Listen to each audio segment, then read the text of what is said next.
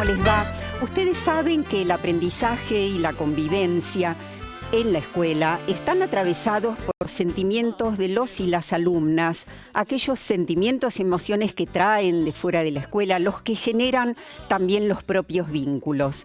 ¿Qué imagen de sí mismos les devuelven los compañeros, los pares, los propios docentes?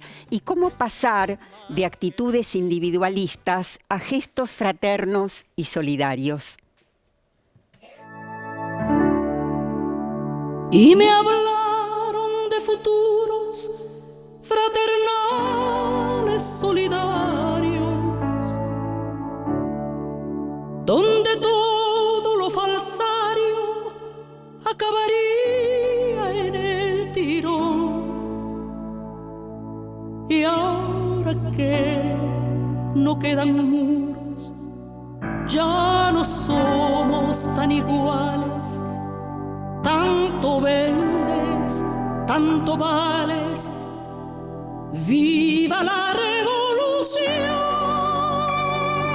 Reivindico el espejismo de intentar ser uno mismo. Ese viaje hacia la nada que consiste en la certeza de encontrar en tu mirada la belleza, la belleza, la belleza.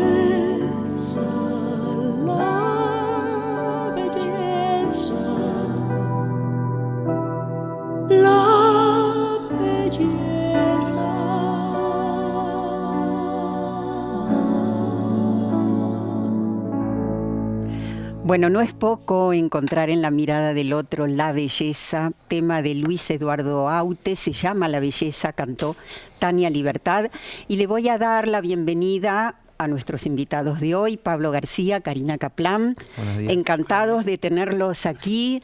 Y vamos a pensar un tema que tiene un poco que ver con esto que anunciaba la canción de apertura. Pero quería preguntarles en primer lugar, cuando hablamos de los afectos que incluyen sentimientos diversos, ¿no es cierto? Me pregunto, ¿desde cuándo esto comienza a ser importante en la escuela? Quiero decir, a ser tenido en cuenta, a ser incluso estudiado. La escuela es un lugar que la formamos personas, es decir, que los lazos afectivos, el poder tener empatía con el otro, en ser sensible por lo que al otro le pasa, es algo inherente a las prácticas pedagógicas desde siempre. Lo que pasa es que en el último tiempo, y bienvenido que sea así, nos estamos preguntando qué sienten los estudiantes, cómo hacemos para que puedan comunicar lo que sienten en la escuela. Lo han hecho, pero ahora estamos interesados en ver cómo hacer para instrumentar esos recursos, esas herramientas, porque la dimensión emocional es central en las prácticas pedagógicas, en el lazo afectivo, en la producción de la autoestima y también en el aprendizaje de contenidos escolares. Claro, esto seguramente vos decís ahora se está intensificando, porque uno podría pensar en la escuela del garrote, de la penitencia, del hoy se quedan sin recreo. Seguramente, Pablo, pienso, estos aspectos pasaban más desapercibidos. Sí, a ver, pasaban desapercibidos la necesidad de acompañar las trayectorias de los estudiantes y se pensaba en un rol de la escuela más bien disciplinador, desde la sanción, el castigo. Y lo que con el tiempo y con la investigación educativa nos dimos cuenta es que en ese acompañamiento de las trayectorias de los estudiantes, la mirada hacia los afectos, hacia lo emocional y la escucha a la historia de los estudiantes es importante, tan importante como lo académico, ¿no? Como todo lo que sucede en lo escolar.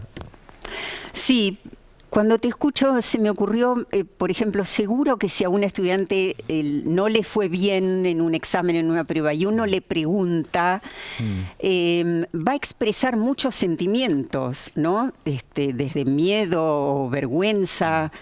Claro, entonces nosotros estamos investigando precisamente eso. ¿Cómo Contanos viven? qué abarca la investigación. Sí, es una investigación que hacemos en un equipo grande de gente multidisciplinario y nos preguntamos qué sienten los estudiantes, es decir, cómo viven su experiencia escolar y básicamente porque pensamos que la escuela es un refugio simbólico para las infancias y las juventudes, que la escuela puede construir vínculos de reciprocidad más humanos en una sociedad bastante deshumanizada e injusta, que la escuela puede permitir y posibilitar a través de recursos didácticos, herramientas pedagógicas, construir una identificación por el otro, por los grupos denigrados, es decir, cuando una profesora de historia enseña en su materia, que pueda elegir a quiénes representar, con quiénes identificarse, cuando alguien en educación infantil elige un cuento, que ese cuento sea proyectivo de un protagonista, que porte ciertos valores de convivencia, ciertos valores de reciprocidad, de reconocimiento por el otro. Entonces nosotros aplicamos hace poquito una encuesta a estudiantes secundarios que Pablo va a comentar, pero que a mí lo que me quería detener en esta idea de cómo hacer para que la escuela sea una experiencia que no sea dolorosa para nadie. Es decir, cuando les preguntábamos en esta encuesta sobre si son felices en la escuela, la gran mayoría de niños y jóvenes respondió que la escuela es un lugar de bienestar. Estamos viendo, ahí dice, soy feliz en la escuela. Contanos, Pablo, ¿esa fue una pregunta que se les hizo? Claro, esa fue una pregunta que formó parte de una batería de preguntas mucho más amplia. Fue una encuesta que realizaron 4.023, con precisión vamos a decirlo, estudiantes de escuelas públicas del nivel secundario de la provincia de Buenos Aires, ¿no? Y en esta encuesta lo que intentábamos indagar en estos jóvenes era un poco, bueno, cómo la escuela era un espacio de expresión de sus emociones, qué sentimientos se ponían en juego en la experiencia escolar de los jóvenes y también qué hacía la escuela con esas emociones, ¿no? Cómo las abordaba, si no, con qué actores, de qué modo. Un poco la encuesta intenta mirar esa parte de la vida emocional que se da en las aulas y en el espacio escolar. Y también le agregamos un componente que tiene que ver con el futuro, ¿no? Y bueno, cómo esa experiencia escolar de algún modo tiene que ver con la continuidad de su trayectoria en el sistema educativo. Entonces un poco eso fue el instrumento que aplicamos. Y si ustedes analizan los resultados de esa encuesta y puntualmente de esa pregunta, ¿qué nos dicen? Bueno, primero que es muy alentador y esperanzador en un contexto de tanta desigualdad y tanta incertidumbre, que los niños, las niñas, los jóvenes valoren la escuela, que se sientan felices, que deseen ir a la escuela. Y al mismo tiempo es cierto que reconocen que hay dinámicas de violencias al interior de las aulas, que hay muchas formas de humillación y de violencia, sobre todo simbólica, las burlas están muy presentes y que ello les produce un daño. Entonces aquí la pregunta es en qué medida la escuela interviene trabajando sobre esos vínculos, porque todos nos vamos formando una idea de nosotros mismos en relación con los otros en estos grupos que se forman en la escuela. La grupalidad es muy importante, el compañero, el lugar del amigo, la amiga. Y entonces, ¿qué pasa con esos estudiantes que se sienten excluidos, que no encuentran un lugar en el mundo? Porque la escuela lo que dota justamente de ese lugar en el mundo, nos permite a nosotros autoafirmarse. Entonces, bueno, estamos interesados en ver aquella porción de estudiantes que, si bien no son las mayorías, pero sí desde el punto de vista del sentido de la escuela hay que observar, que es aquellos que, por ejemplo, se sienten menos que otros, se sienten desvalorizados, tienen experiencias de menosprecio. Es decir, que la escuela es un lugar que uno tiene que formar valía social, autoestima educativa. Claro, ahora me pregunto, bueno, hemos hablado muchas veces del malestar docente, pero evidentemente también puede haber un malestar estudiantil, ¿no? Cuando ustedes preguntan si sos feliz, ¿qué sería ser feliz en la escuela? En general, esta idea de ser feliz en la escuela tiene que ver con los sentimientos que prevalecen en la experiencia escolar de los jóvenes, ¿no? Y en términos generales, lo que aparece en la encuesta que hicimos es que hay una mirada positiva hacia la experiencia escolar y la asocian con sentimientos como la alegría, la felicidad, el respeto, el ¿Pero qué sería, por reconocimiento. ejemplo, estar integrado, tener amigos? Claro, justamente construir lazos, aprovechar el tiempo escolar, sentirse escuchados. Digo, ahí hay una dinámica positiva que los jóvenes reconocen, en que bueno, que al fin y al cabo estar en la escuela está bueno y eso lo valoran. Sobre todo, una cosa que quiero agregar es que nosotros trabajamos, nuestras investigaciones en general tienen que ver con sectores vulnerabilizados, ¿sí? Que eso no es menor, porque son jóvenes a los cuales la sociedad y la vida muchas veces les dijo que no. Entonces encontrar un espacio que les dice que sí, y la escuela es ese espacio, es muy positivo. Y además también pensar que la idea de felicidad no es la idea de mercado de que hay que ser feliz a toda costa, sino que se es feliz en la medida en que existe una felicidad colectiva. Es decir, yo puedo mirar al otro, puedo reconocerlo, puedo ser sensible. Por eso la escuela ocupa un lugar central en la formación de la sensibilidad por el otro, en que el otro no me sea indiferente, que lo que le pasa al otro en mi aula me represente una pena y que yo pueda también construir ese lazo, no sentirse nadie excluido en la escuela. Bueno, vamos a ir a ver una escena de la serie Merlí y vamos a ver justamente algo así como los compañeros pueden festejar a otros. Propongo escribir entre todos un poema. Lo podríamos basar en la idea de amor que tenía Platón. Evidentemente no se lo contaremos a nadie de fuera de esta clase. Lo firmará solo uno de vosotros, que será quien recibirá el premio en caso de ser premiado. Gana uno, ganamos todos. Mola, mola. ¿Cuánta pasta se gana? No alucines, pavo, un lote de libros. Lo importante es participar. No. Lo importante es que os esforcéis por hacer algo juntos, que abandonéis esta vida paradisíaco pastoral. ¿Qué dices? Este pavo está pirado. Dime, Joan. No, la idea está muy bien. Ah, muy bien, gracias. Pero, ¿eso no va contra las normas? Joder, Joan, tío. ¡Qué muermo! ¿No puedes hacer una gamberrada por una vez en la vida? Enróllate. Joan tiene razón. No rayes, joder, es divertido. ¿Desde cuándo la gente de vuestra edad solo hace lo que está permitido? Muy buena reflexión, Merlí. Recuérdame que te suba un punto en el examen. Chicos, ahora en serio, hagámoslo. Ganaremos. Además, Vilaseca, tú dominas la poesía. Un poco, tampoco mucho. Hombre. Ah, sí, Marc, ¿tú lees poesía? Me he aprendido un soneto de Shakespeare para las clases de teatro. Hombre, pues venga, va, vamos. Venga. Silencio los demás.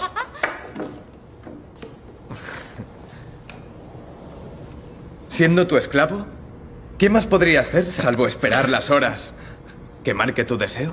Ningún tiempo es más precioso salvo el que yo te daré, ni ningún servicio salvo el dictado por tu capricho. ¡Sí, señor!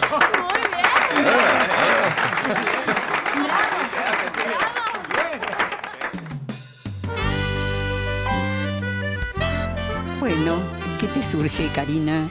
Primero, cómo las relaciones de confianza son un ingrediente central de las prácticas pedagógicas, confiar en el otro, confiar en las capacidades del otro. Estimularlo.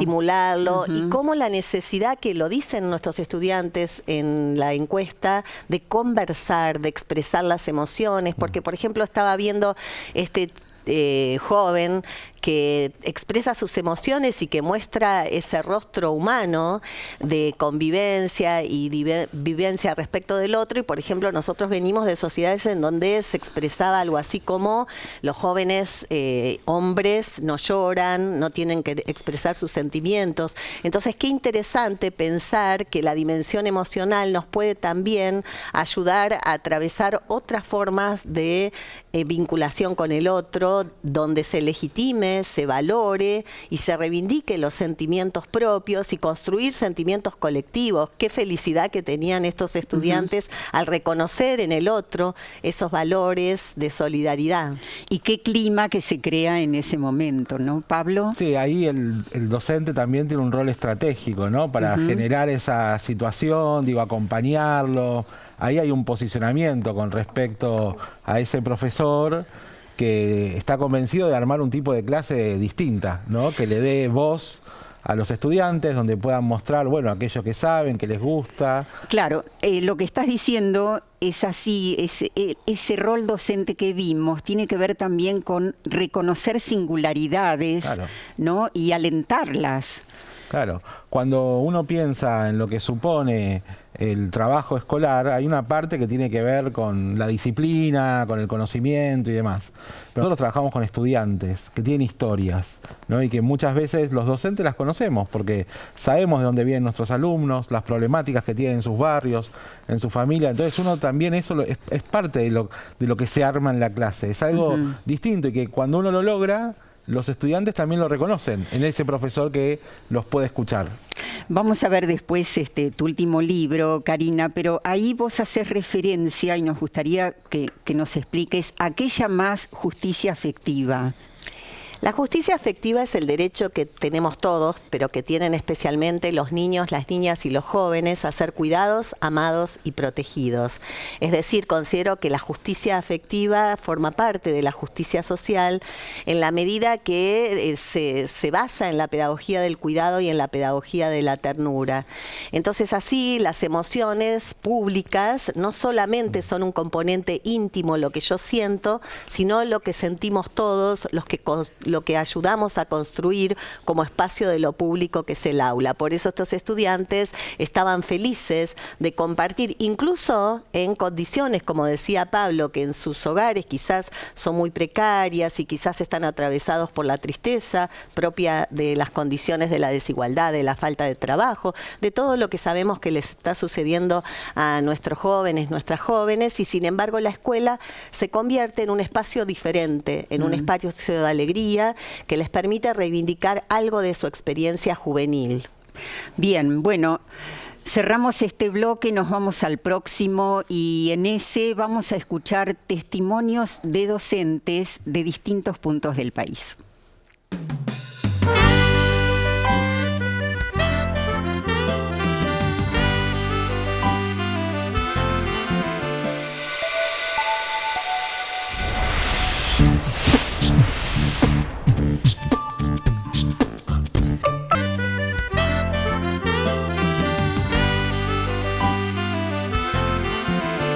Bueno, los estudiantes experimentan, sienten, expresan y no siempre sus miedos, sus vergüenzas, soledad, desamparo, alegrías, angustias diversas. Y quizás el tema importante es justamente quiénes son sus soportes, si los pares o los docentes o tendrían que ser ambos. Son ambos. Cuando uno toma testimonio a los jóvenes y les pregunta quién los acompaña en sus trayectorias, quiénes son sus sostenes emocionales, aparecen todas las figuras de autoridad de la escuela y hay que revalorizarlas porque las escuelas hacen un trabajo de acompañamiento que ellos valoran y ellas especialmente, pero en esta edad, en la adolescencia, en la juventud, los pares ocupan un lugar central, la socialización con los amigos, por eso es tan dañino para alguien y siente tanto dolor y deja una herida muy profunda cuando no hacen amigos en la escuela, o cuando se los burla, o cuando tienen apodos, o cuando se los estigmatiza y humilla y sienten vergüenza o inferioridad. Entonces el lugar de los pares es muy importante, hay que trabajar con la dinámica de los grupos, esas dinámicas de poder, que a veces uno ejerce violencia sobre el otro para liderar y hace sentir inferior a unos o a unas. En ese sentido, es importante que los docentes sepan hacer una lectura grupal. Claro. Y lo vamos a dejar para el final, tiene que ver también con la formación. Sí, Pablo. No, yo quería agregar a esto que decía Cari que también hay otra figura que aparece mucho en las encuestas que es bien interesante, que es el rol de los preceptores. Como nosotros trabajamos esta encuesta en las escuelas secundarias, la escuela secundaria, el rol del preceptor en el último tiempo se convirtió en una figura muy importante, significativa para los estudiantes, que dejó de ser solamente el que toma lista y hace cuestiones burocráticas para hacer otro espacio de acompañamiento que tienen, otra figura que tienen de escucha. Y eso también es bastante importante de tener en cuenta cuando uno mira estos temas. Claro, y además en general los preceptores tienen una edad un poco más... Hay una cercanía etaria, claro. Bueno, vamos a escuchar entonces los testimonios. Mi nombre es Milton Inostroza, soy docente de lengua y literatura de la ciudad de Neuquén capital. Los chicos vienen al principio, estoy pensando en primer año, con mucha ansiedad, sienten de pronto que todo un mundo nuevo, algo por descubrir. Básicamente emociones, bueno, felicidad, como te digo, ansiedad. Vienen con muchas situaciones de la casa, de pronto uno se da cuenta de los chicos que de pronto tienen contención, que vienen con ganas de estudiar y que tienen un apoyo en la casa, y hay chicos que lamentablemente no lo tienen. Y uno como docente está expuesto a diario a esa diversidad, ¿no? Y siempre nos genera un desafío también en lo emocional, ¿sí? En ese contacto cotidiano que tenemos con los y las estudiantes. Sí, con respecto a esos temas que son transversales, de pronto planificamos entre los docentes en las jornadas, cuando hay chicos con dificultades, de pronto charlamos y tratamos de hacer un trabajo mancomunado, ¿no? para sostener también desde lo emocional, porque hay cosas que también nos atraviesan a nosotros como docentes y a nuestra propia historia como estudiantes. Eso nos interpela de pronto, ¿no? Esto que te comentaba anteriormente, de chicos que se nota que no tienen una contención en el hogar y que la buscan y quizá también hasta proyectan en nosotros. De hecho, proyectan muchas cosas, de pronto la autoridad, la rebeldía propia de la adolescencia. Pero la verdad que es un trabajo muy, muy importante que hacemos, ¿no? Socialmente, desde el punto de vista del apoyo, tratamos de brindar como docentes lo que tenemos como personas, ¿no? Y de pronto es difícil, hay también equipos de asesoría pedagógica que trabajan lo vincular. Tratamos a través de ESI, por ejemplo, en el marco de la ESI, trabajar cuestiones... plantear cuestiones como, por ejemplo, la discriminación, el suicidio entre los adolescentes también, que es un tema preocupante. Desde el área de literatura, principalmente, trabajar libros que abran preguntas, que les presenten cuestiones, y creo que el debate es algo muy importante para producir, bueno, a través de la duda o de la confrontación sana, conocimiento. Mi nombre es Solana Sanciñena, yo soy profesora de Sociología y Política y Ciudadanía en escuelas de Lanús Oeste. Trabajo en la escuela número 48, un trabajo muy intenso, el de secundaria, y sobre todo el que hay que hacer ahora con adolescentes. Hay tanta diversidad de sentimientos como personas hay en este mundo. Y lo mismo pasa en el aula. Hay mucha diversidad de sentimientos, de emociones, muchos encuentros, desencuentros. Lo normal es esa edad. Hay novios, novias, chiques, chicas, chicos. Hay mucho. No puedo decir que haya tristeza, pero a veces hay tristeza.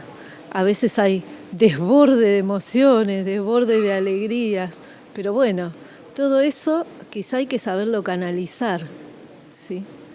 Y a veces la lectura es una buena herramienta para canalizar ese desborde. Una lectura guiada, atenta, con ellos, alternando voces.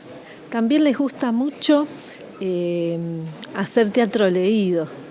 Se terminan enganchando con clásicos, ¿no? Como Esperando la carroza y esas cosas. Son cosas que divierten mucho, los atraen. Y bueno, eso provoca y bueno, y es bienvenido. Es difícil la convivencia, tanto en el aula como en el recreo, como en los diferentes espacios de la escuela. Por eso es que hay que trabajar mucho estas cosas y estar atentos a las necesidades a veces. Es un trabajo constante, no es algo que se termina ya, de un día para otro. Es todo el tiempo, incentivar, buscar.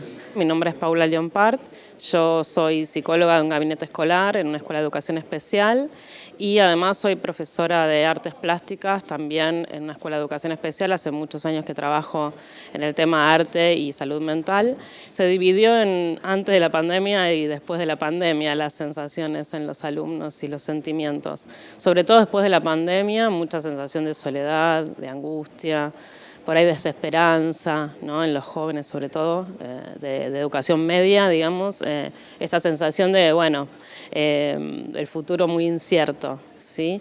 Pero sobre todo también por la franja etaria, digamos, y el nivel evolutivo, digamos, hay inseguridades, hay miedos, hay vergüenza también, sí. Y buscamos estrategias en conjunto, cada profesor desde su área, obviamente, pero es un trabajo en conjunto, es integrado, porque si no, no tiene mucho sentido, digamos. Yo doy un taller de convivencia y trabajamos los vínculos entre pares, también con los docentes, digamos, la convivencia en la escuela y la resolución de conflictos a través del diálogo. Bueno, ¿cuánto para comentar? Karina.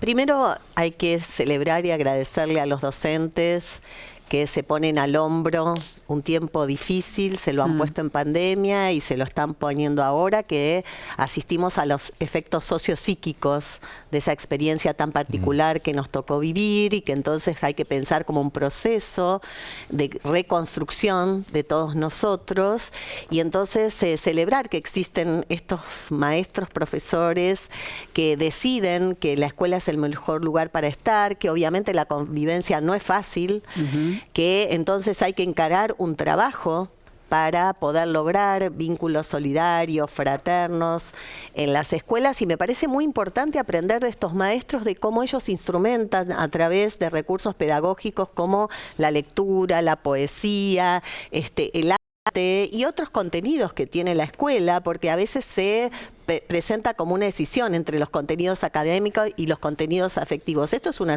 decisión histórica, pero que en las prácticas pedagógicas no sucede, porque uno no puede aprender si está sufriendo. Entonces, ¿cómo la escuela es un lugar también que ayuda a tramitar el sufrimiento social? Por eso era interesante cuando uno de los docentes decía canalizar todo esto, o sea, transformar todo esto de pronto en un proyecto que tome en cuenta lo que están sintiendo y que a la vez sea un proyecto que tenga que ver con producir juntos.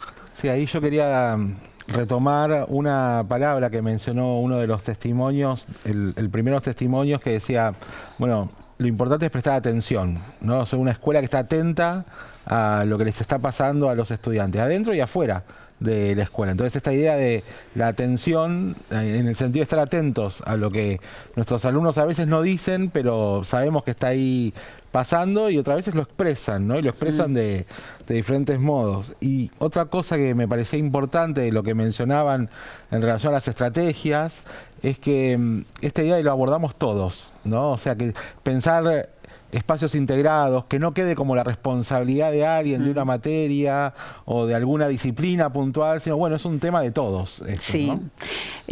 ¿no? Uno de ellos decía sostener.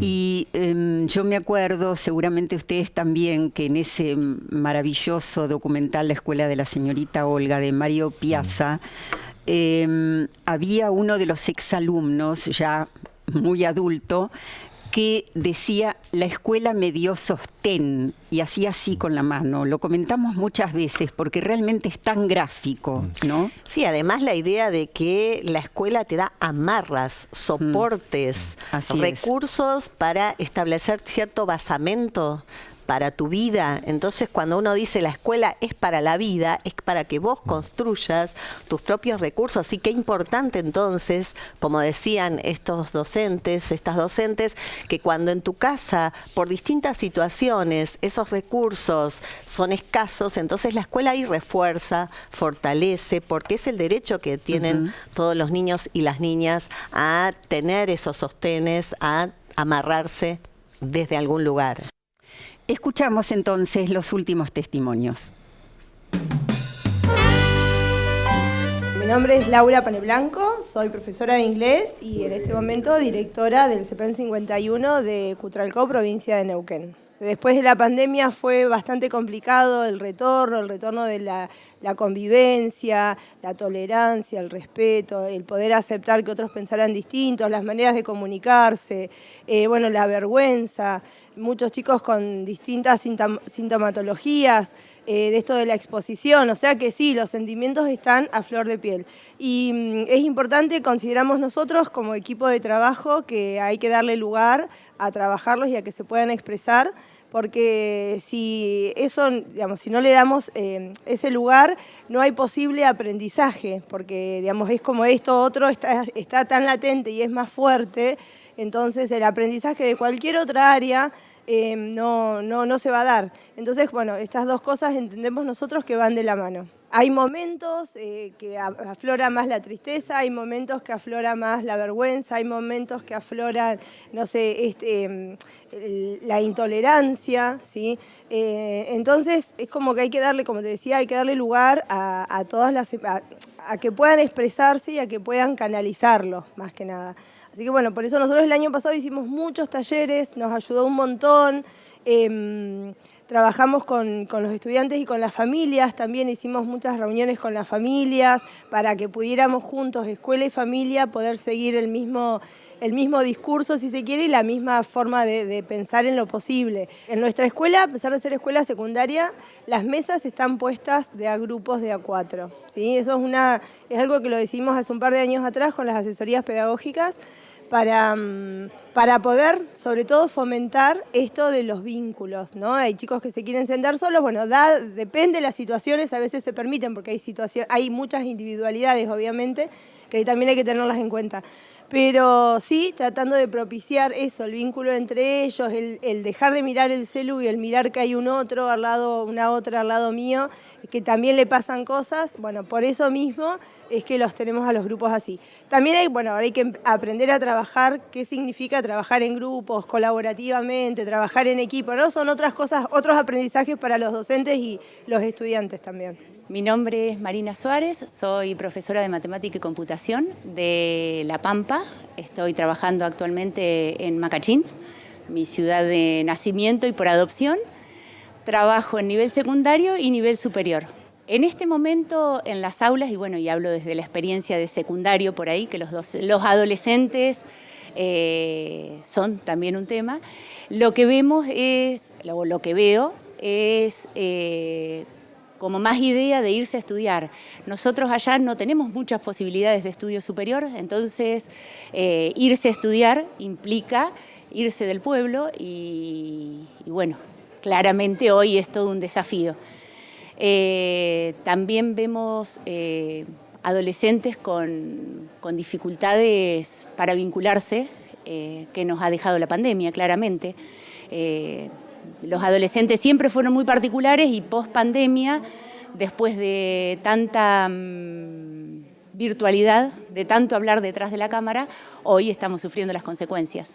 Lo trabajamos desde el vínculo, obviamente lleva un poco más de tiempo, hoy tenemos otros canales de conexión. Antes íbamos a la escuela y era el tiempo que estábamos en la escuela, hoy tenemos una línea de WhatsApp abierta donde un chico un domingo te puede preguntar un ejercicio de matemática en mi caso, pero también puede compartir algo que le está pasando, que le está doliendo o que está sintiendo o incluso una alegría. Entonces, si es tiempo perdido, Yo tengo los lunes, por ejemplo, en la primera hora y me dicen, ay, señor, este lunes primera hora es complicado porque tenemos que hablar del fin de semana.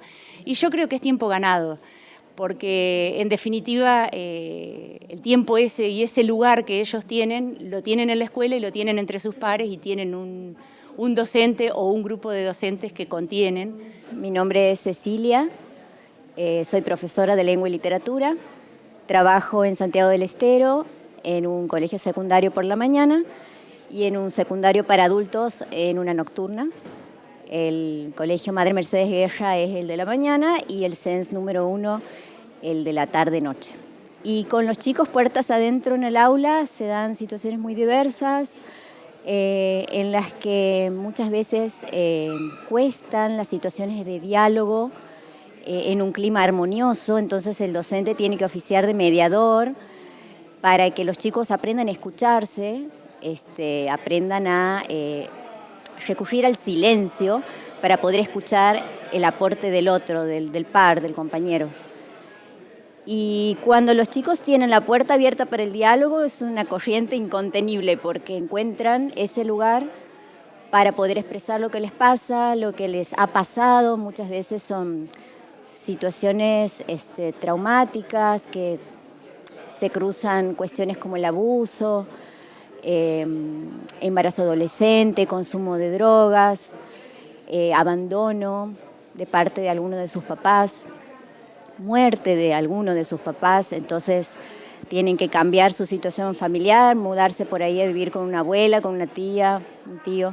Entonces es importante darles ese espacio desde un ambiente de confianza, pero también con la autoridad docente que está respaldada por nuestro rol de adultos que acompañamos a jóvenes en su formación. El vínculo entre los chicos se trabaja todos los días un poquito, en el sentido de tratar de, vuelvo a decir algo que es importante, la escucha activa, aprender a escuchar al otro para ver qué trae, y que seguramente eso genera vínculos desde la identificación, porque los chicos se dan cuenta de que al otro, el compañero con el que no hablan mucho, también le pasan las mismas cosas.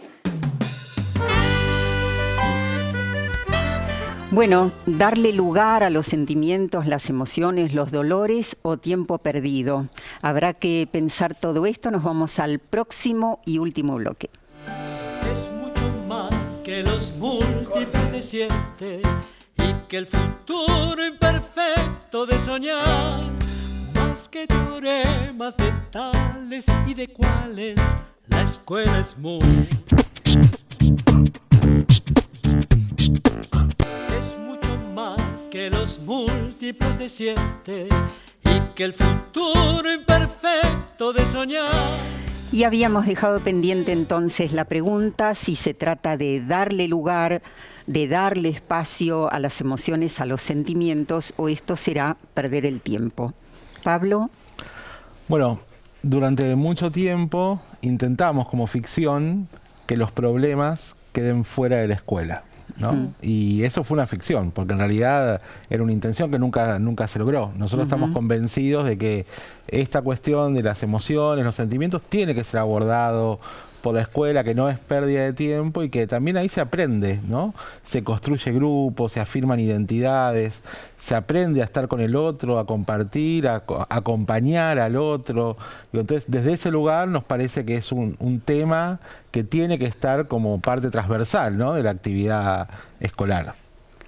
Además, porque hay que pensar que el tiempo no es solamente físico, medido en cronogramas y calendarios, sino que también hay un tiempo subjetivo. La escuela es una experiencia subjetiva y entonces el tiempo escolar hace que uno a la larga, quizás a largo plazo, mida qué consecuencias tiene esa experiencia. Por ejemplo, cuando deja huella, cuando recuerdo a un maestro que fue muy emocionante haber pasado por su aula, que confió mucho en mí. Entonces a mí me parecía muy interesante los testimonios porque son todos conmovedores, porque la escuela conmueve, mueve algo, la escuela mueve las vidas, transforma profundamente la vida de todos los niños. Nadie pasa por la escuela sin convertirse en alguien diferente. Está claro esto. Ahora, me parece importante también tener en cuenta que a lo mejor no todos los docentes piensan así, que los docentes además están expuestos a muchas presiones, que el currículum, que las evaluaciones, y que entonces pueden pensar que todo esto es más una carga que otra cosa. Ahora, el otro tema es también saber diferenciar. La escuela no es un hospital, no es un consultorio psicológico, pero, y creo que alguno de los docentes lo decía, hay que tomar en cuenta esto para poder crear las mejores condiciones de aprendizaje, que es para lo cual la escuela existe y es irreemplazable. Claro, cuando uno reivindica y valora las emociones, está haciendo una invitación al otro a sentirse afectado por lo que el otro siente. Incluso aquellos docentes que quizás en este momento están pensando que no vale la pena la escuela, cuando escuchan a los estudiantes se dan cuenta que sí, que la escuela tiene valor, que sin la escuela esta posibilidad de crear vínculos y de tener una experiencia de simbolización del dolor, porque existe, por ejemplo, violencia en la escuela porque no se puede poner en palabras, existe violencia en la sociedad porque el diálogo no está predominando. Entonces la escuela es un espacio diferente de construcción de otro tipo de sociedad. Entonces la escuela es una caja de resonancia, como decían los testimonios de la sociedad, pero también es un territorio simbólico de posibilidad y de esperanza. Entonces es una invitación, una apuesta que la escuela se transforme a través del trabajo cotidiano de los maestros en un espacio diferente de esperanza. Ustedes centraron la investigación, nos decías antes, Pablo, en escuelas públicas, en sectores vulnerables. Yo supongo que, de todas maneras, todos sabemos que violencias o microviolencias existen en todo tipo de escuelas, ¿no? Sin dudas. Nosotros tuvimos la necesidad de hacer esa focalización porque como hacemos investigación tenemos que elegir un objeto de estudio. No podemos investigar todo junto a la vez. Como investigadores tenemos que acotar nuestra mirada a un nicho en particular y ese particularmente nos interesa justamente por esto que mencionaba antes de, bueno, son jóvenes, chicas, chicos que vienen de historias difíciles, de familias que están con situaciones complicadas, atravesados por las diversidades, de las desigualdades y bueno, frente a eso nos parece que es un grupo social que la escuela tiene que atender. Nosotros hacemos investigación para que después se conozca y que con eso se haga política educativa. Lo nuestro es el primer paso, digamos, ¿no? Claro. Creo que desde ya la escucha de los docentes, el poder contener o tranquilizar o dar una sugerencia es totalmente válido. Seguramente hay cosas que exceden a la escuela, que la escuela no va a poder resolver, pero supongo que de lo que se trata es de cuidar para que no interfiera en el aprendizaje. Sí, claro, nosotros estamos asistiendo a un fenómeno, por ejemplo, que resultó muy alarmante, de los testimonios que tomamos de jóvenes en la escuela, que es, por ejemplo, las autolesiones, los intentos de suicidio, ciertas formas de violencia contra el propio cuerpo, formas de autoagresión, y eso excede a la escuela, por supuesto, da cuenta de un malestar social de las y los jóvenes.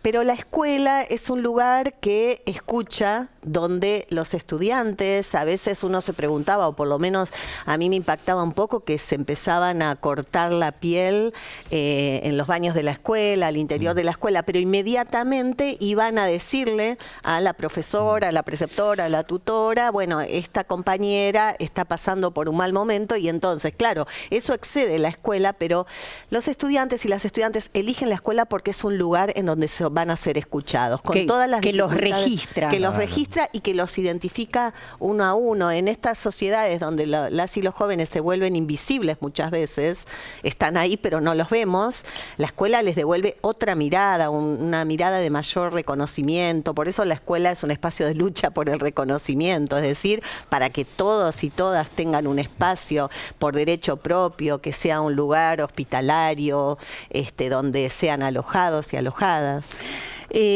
Hablábamos antes muy al pasar y me parece que lo podemos retomar, el tema de la formación docente. ¿Qué de todo esto, algo de todo esto que estamos hablando, se incluye en la formación docente inicial? A ver, yo creo que la primera forma en que esto se incluye en la formación docente tiene que ver con las prácticas que cada profe hace. Y cuando llegas a un aula te das cuenta que todo lo que tenías planeado en los papeles cambia, porque te encontrás con personas que tienen historias, con problemas coyunturales. Entonces ahí hay una forma muy clara de donde la práctica tiene cada vez más importancia en la formación docente, donde estas cuestiones se ponen en juego. Después, sin lugar a dudas, hay atravesamientos del tema que tienen que ver con las diferentes disciplinas.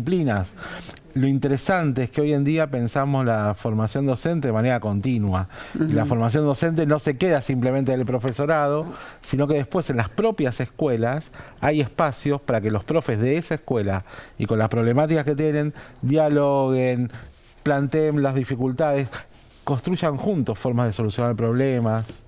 Vamos a ver rápidamente una escena de la película Bullying. No entiendo a Josh. ¿Quieres decir por qué mata? Eso lo entiendo. Lo que no entiendo es cómo puede matar a la chica que quiere. Tal vez se siente traicionado por ella. Sí, claro. ¿Tú te has sentido así? ¿Es que sabes algo de mí? Bueno, la gente comenta cosas. ¿Qué cosas? Dicen que amenazaste con hacer saltar por los aires al equipo de fútbol. Es verdad.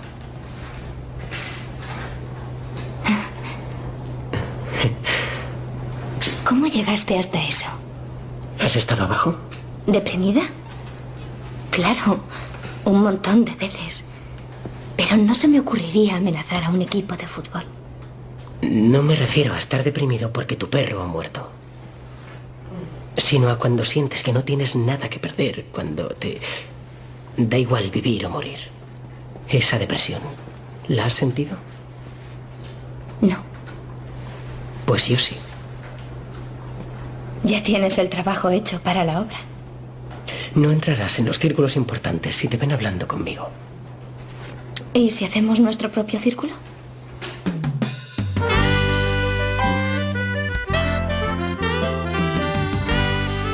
Bueno, Karina. La pregunta es muy movilizante cuando este joven dice, cuando sientes que no tienes nada para perder.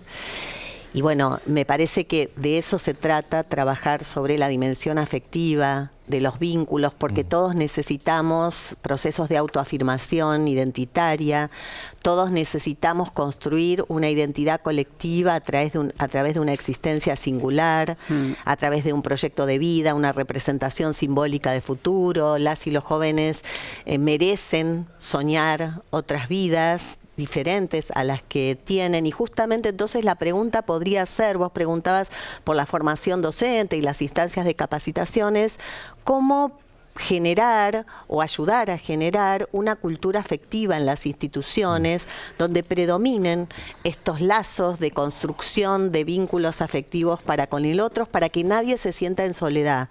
Porque un sentimiento que hemos registrado, a pesar de que los sentimientos son múltiples y contradictorios, y uno podría hablar de una red sentimental, no hay sentimientos sueltos, sin embargo nosotros focalizamos sobre algunos sentimientos que expresaron los estudiantes, y la soledad es una experiencia existencial que atraviesa la vida de muchos de estos jóvenes y que puede producir violencia hacia los otros y violencia contra sí mismo. Sí, y en esa escena aparece claramente algo que todos sabemos, y es que los adolescentes hablan entre ellos mucho de sus sentimientos y crean espacios de intimidad muy importantes. Sí, de hecho, en esta encuesta que nosotros mencionábamos, que desarrollamos como parte del proyecto de investigación con el equipo, aparece justamente el vínculo con los compañeros como el principal espacio de escucha. ¿Cuándo? En los recreos, por ejemplo. Digo, más allá de los espacios institucionales que las escuelas construyen, están los vínculos que los estudiantes y las estudiantes construyen y que afloran, uno lo quiera o no, y en los recreos aparece como un espacio de diálogo, de contención, de escucha. También como un espacio que en algunos se ven humillados, burlados, donde lo físico aparece como un término de disputa y demás, pero bueno, claramente el vínculo entre adolescentes en la escuela ocupa un rol central en el aula y también en los otros espacios escolares. Claro, por eso hablas en tu libro de la escuela como espacio de reparación, porque ya cuando se da lugar, cuando se escucha, cuando eso se lo logra también transformar en un proyecto de aprendizaje, hay reparación. Sí, nosotros trabajamos las violencias en la escuela para interrumpirlas, es decir, para conocer cuáles son mecanismos, lo mismo que estaban haciendo las y los docentes en sus aulas, entender cómo funciona ese grupo escolar, cómo funcionan las relaciones de poder, cuáles son los malestares, esta lectura sociológica que hace falta hacer sobre los grupos para luego interrumpir, intervenir. Entonces, la escuela es una institución que, generadas estas condiciones, puede ayudar a reparar las heridas sociales, efectivamente. Ahora, está muy de moda hablar de emociones positivas y negativas. ¿Las hay para vos? Siempre pongo el ejemplo cuando una vez fui hace muchos años trabajando sobre los vínculos siempre entre docentes y estudiantes, porque me parece central el vínculo como constructor de lo pedagógico, del aprendizaje. Una vez entro al aula y la maestra me dice, mira Karina, hoy no voy a poder llevar mi clase de primer grado, tenía previsto seguir con la lectoescritura porque se murió la mamá de un compañerito. Y entonces esta maestra ya hace tiempo, cuando todavía no reivindicábamos a las emociones como objeto científico y como objeto de disputa en el campo pedagógico, me decía, voy a perder mi tiempo, entre comillas, para dedicárselo a que este niño no se sienta tan solo, a que podamos ayudar a que la escuela transforme algo del sufrimiento en un elemento vital de acompañamiento, de que se sienta cuidado, de que la escuela le represente un lugar distinto de ese sufrimiento que venía, o de ese padecimiento sociosubjetivo que tenía. Entonces a mí me parece que en eso consiste finalmente el acto escolar, el acto pedagógico, el acto de encuentro entre personas, entre seres humanos, entre la humanidad que se compromete ahí en cada aula y en cada espacio institucional. Bueno, no nos queda mucho tiempo, nos tenemos que despedir. Me despido de ustedes y nos vamos yendo a la bibliografía. ¿Qué les parece? Tenemos una primer propuesta que vamos a ver enseguida, que es el último libro de Karina Kaplan, La afectividad en la escuela, que desarrolla todo lo que hoy estuvimos conversando. Y bueno, lo recomendamos porque está incluso hacia el final tomado cada uno de los sentimientos y de las emociones que por supuesto se hacen visibles en la escuela. Nos vamos al próximo. Encrucijadas entre cuidar y educar. Este es un libro de Patricia Redondo, es una compilación, y Estanislao Antelo. Y vamos a ver ahora una propuesta. Nos vas a contar un poquito, Pablo García, de qué se trata este libro tuyo, Un viaje por las escuelas secundarias de Latinoamérica. Bueno, este libro básicamente lo que hace es contar un poco las estrategias que las escuelas de varios países de nuestra región desarrollan para acompañar las trayectorias de estudiantes particularmente vulnerables. Bueno, gracias a ambos. Me despido también de todos ustedes y pensando que lo importante es que los alumnos sientan bienestar en la escuela. Estar bien. Y como dice nuestra canción de apertura, la escuela es mucho más que los contenidos, que la planificación, que la evaluación. La escuela es mucho más. La escuchamos a lo mejor ahora también de despedida. Gracias, hasta la próxima semana. Auspició este programa